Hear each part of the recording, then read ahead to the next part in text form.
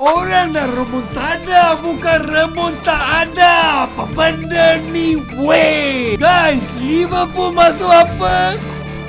Bagi yang tengah menangis kat bucu katil, Liverpool baru saja kalah kepada King Manchester United dan secara tidak langsung membantu kita masuk Champions League, bro. Hamba cakap lah, Manchester United main hari ni bukan dia padu.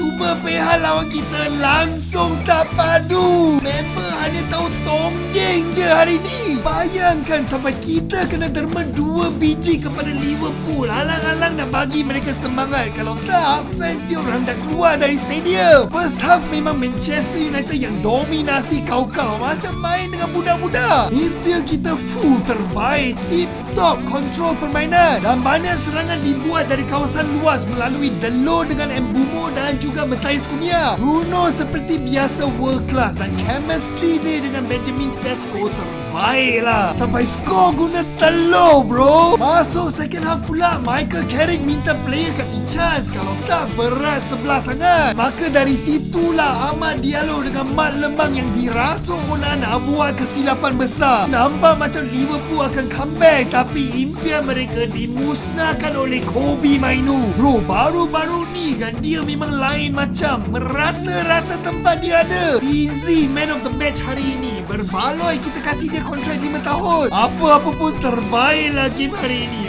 Fans Liverpool jangan risau, Abang akan kirim Maggi. Last kali Abang ada satu soalan. Kalau Saban Negeri di bawah Bayu, Liverpool apa guys? Komen kat sini.